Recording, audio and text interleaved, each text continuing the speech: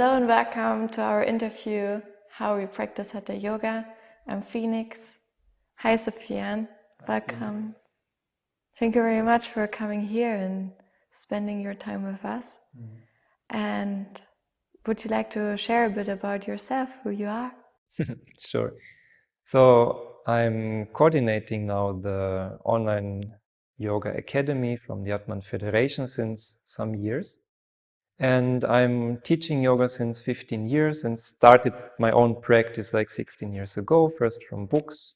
But then I found this school and I started the course, the yoga course. Would you like immediately share even more about what Hatha Yoga is?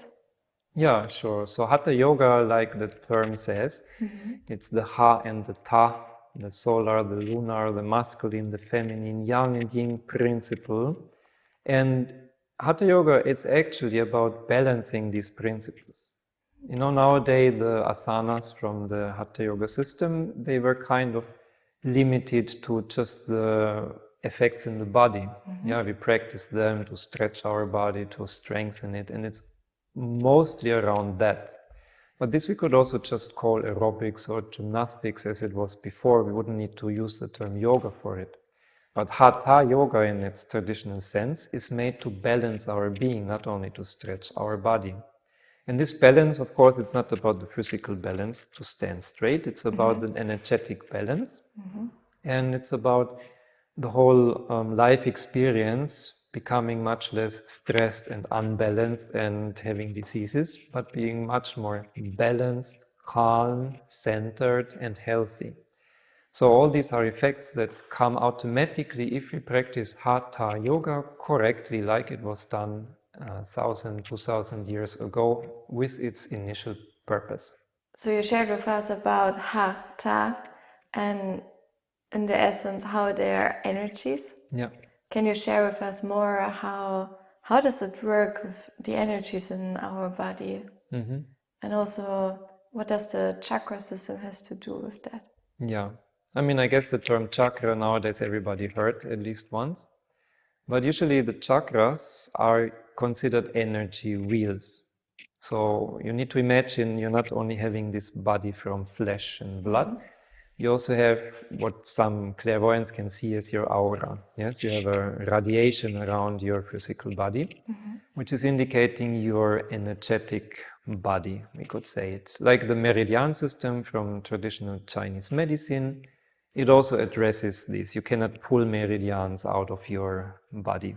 They are energy lines. And the same is like with the nadis, as they call it in Sanskrit in the Hindu tradition, is the energy channels. So like you have blood vessels throughout your physical body, you have this energy channels throughout your energetic body.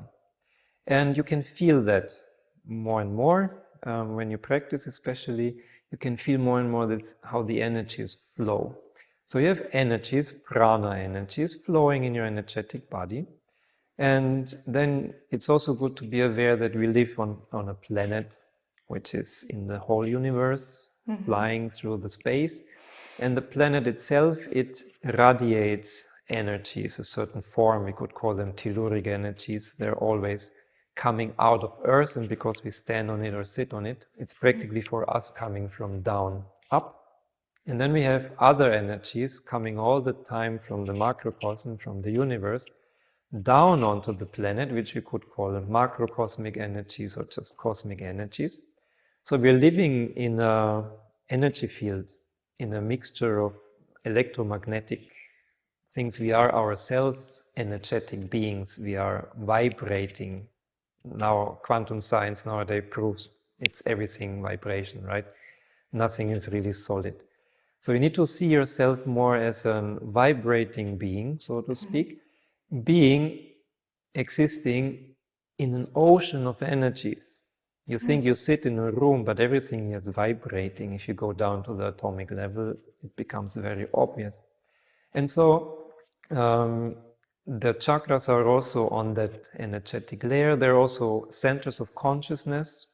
It's a whole concept behind this. You can become aware with what qualities and tasks, so to speak, each chakra and life areas, the chakras are connected. And with the Hatha Yoga exercises, you can address all of that. So if you put your body in a certain position, first of all, you will amplify and balance a certain chakra. Second of all, you will awaken all the qualities which are connected to the chakra. And then you have the physical effects, of course, flexibilization, strengthening. Yeah. So Hatha Yoga covers all these phenomena. And this energetics, you can, as I said, in time feel more and more. If you practice Hatha Yoga every day, you will feel, and if you know also how the energies flow, you will feel them. Like, wow. And then you feel very different after a session. You are like completely recharged, like you just plugged yourself for 1.5 hours into a recharging station. And this recharging is not only coming from muscles, being happy about being stretched. This recharging comes from the whole energetic structure that was rebalanced, realigned, and recharged. You were talking about the nadis and how the energy flows through the body. I remember when I started practicing Hatha Yoga, I didn't feel much. I felt one practice helped me very much in improving that were the warm-ups. Yeah. And could you share more, like what are they and why are they important? I mean, the name is a little bit, sounds like warm-up, and nowadays we have the tendency to skip every preparation because it's like, okay, voluntary stuff. But the warm-ups here in yoga are very, very important because they not only prepare the body, but they also prepare the energetic body. And some of the asanas and techniques that we learn, they're quite intense. And if you don't prepare them warm up, like you need to warm up a muscle, to not hurt the muscle. Yeah, if you stretch it too much, a cold muscle is not so happy to be used. Yeah.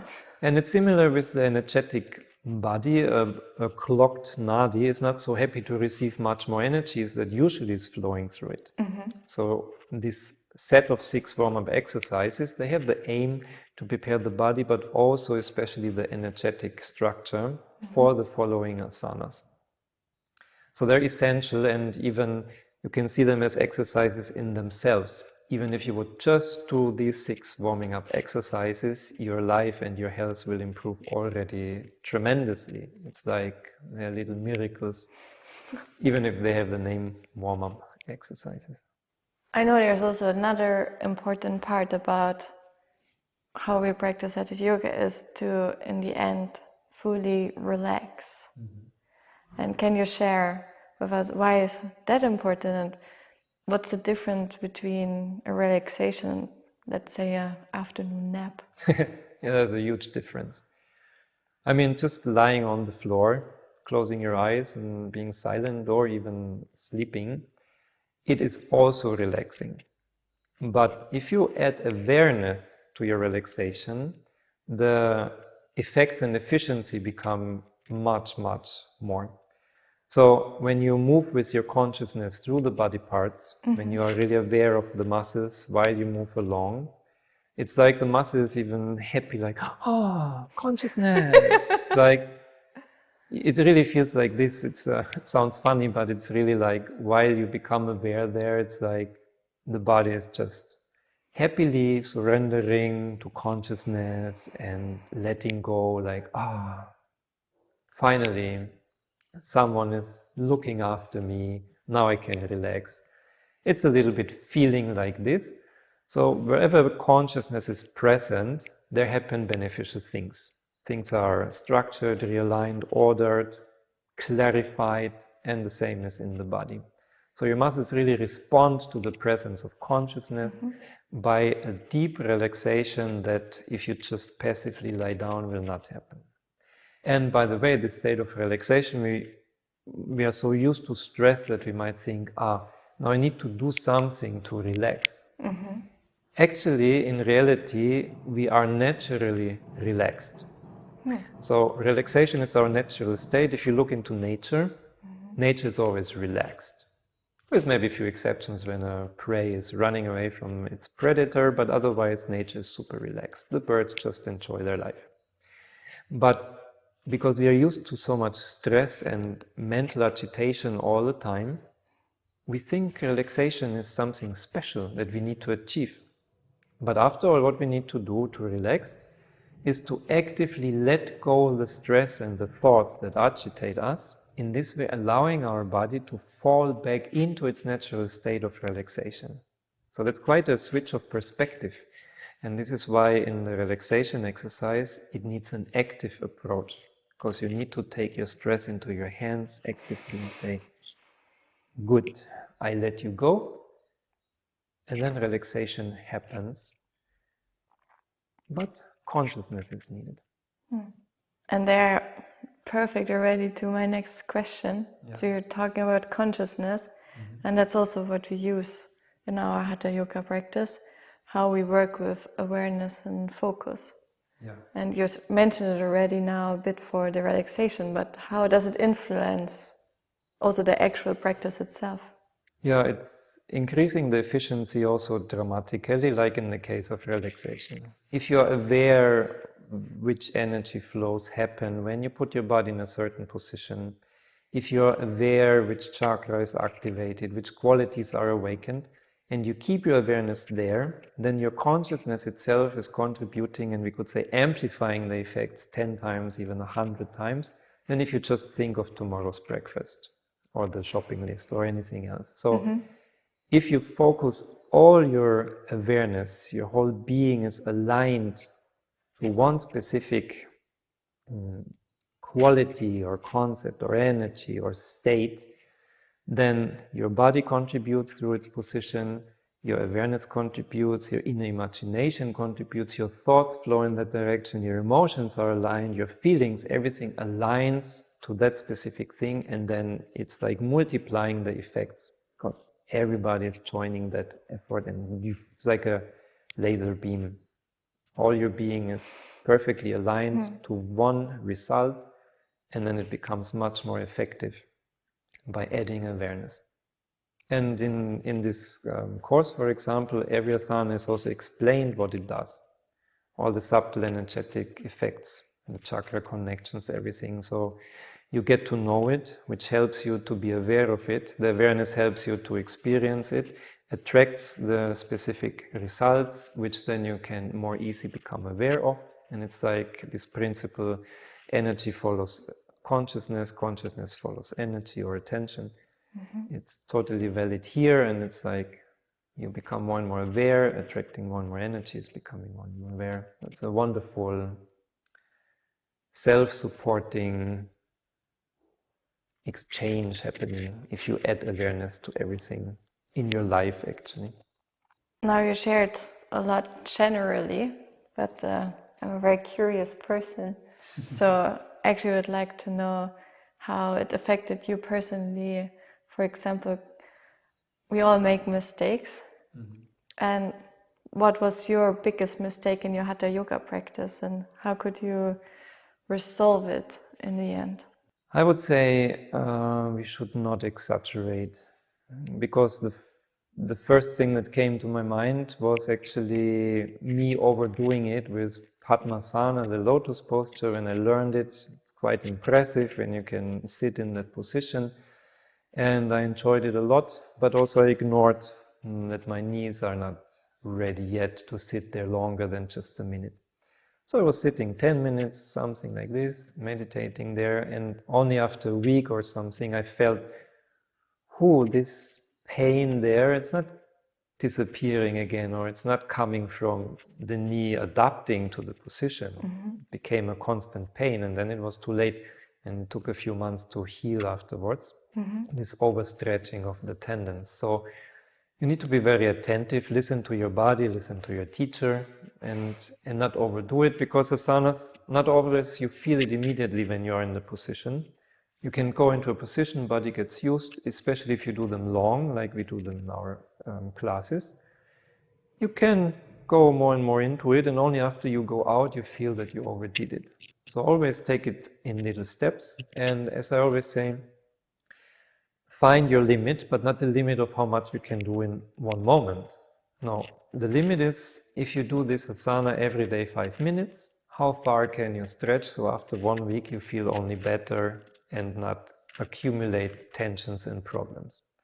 So if every day you practice and every day a pain gets bigger, obviously you overdo it. If every day you practice and you feel challenged on the limit, but you feel better and better, it's good. So that's a bit the indication I would give for avoiding mistakes. Another part of our Hatha Yoga practices that we practice the asanas quite long, but generally our practice is very long. And can you share with us, like, why should I, like, what's the difference between practicing only 30 minutes? Why is it good for me to spend 2 hours of my day to practice Hatha Yoga? I mean, even if you practice less, it already has very beautiful, strong effects. But I can say when I started, and the first time I came to a class, and coming from work being totally exhausted, and then having this 1.5 up to 2 hours of practice sessions, which are part of each single class, it really makes such a difference, exactly in this balancing effect. So you come there exhausted, nearly falling asleep, but then you practice, and then after this time, it's like you're so recharged, you could just continue the next 8-hour workday easily, because these balancing effects are so strong. You really feel like whole again, holistic. It's like a very holistic practice if you do it the correct way in this traditional awareness of energetic elements. And then it's really the whole state in you is calm, relaxed, happy, healthy, joyful, natural, compared to the agitated day-to-day mind, life running around in circles. It's a total difference. And for me, this was so impressive that it was like, is this magic or what? No matter how, in what bad shape I arrive after practicing there in the class with my teacher for 1.5 hours, just putting my body in different positions, even, and usually I was not even focused in the beginning, and still the effects were already tremendous. Now, if you add the focus and the awareness, you can imagine it's like, and then even half an hour of asanas can already do the same magic for you. And can you share with us, like, now we would say I watched this interview and I'm like, wow, that sounds really great, but what can actually a student expect from this course? First of all, since we speak about Hatha Yoga, every class has a session included. So Hatha Yoga is one of the basic foundations, and even if you think, I don't need to do that, I'm just meditating, you will see how much easier your meditations go if you prepare your body. Of course, muscle flexibility doesn't help us with meditation, but this whole energetic results and effects, they help us a lot, because your calmed down and your meditation will go much easier. So we always have this part in the class, and then we always have also theory, which means we learn a lot of knowledge in this course, week after week after week. And it gives you not only learning how life functions, principles of nature, of the universe, about nutrition, about meditation, techniques, the great cosmic powers, which sounds now very abstract, but it's a whole path in itself. So the course is a combination of many, many traditions. It's like a premium selection of many traditions brought into one systematic approach. And this systematic approach is especially nowadays, I would say, very important, because you have so many offers. You can just on YouTube find so many things, and you can patchwork yourself a spiritual life, kind of. But if it doesn't have a red thread, a red line that you walk along, that guides you systematically deeper and deeper, and then you apply it practically, not only in theory, and then your experience, with growing experience, you can apply more advanced techniques, more advanced knowledge. And this becomes a continuous transformational spiral in your life. And then you learn more, deeper things. And it's like, I would say it's a spiritual path. It's more a university of life rather than a yoga course. Because a yoga class I can also do in a fitness center. A yoga course I can also find somewhere, but a truly spiritual path is like rare even nowadays. And here we have one. It's like beautiful to be on it and to pass it on. And I can only invite everyone to give it a try, to join for 1 month and to see, to convince themselves from the quality of the teachings and the depth of the practice. It's quite unique, I would say. I love the term University of Life. And thank you very much for coming here today. Yeah, thank you for inviting me. And thank you everyone for listening to our video.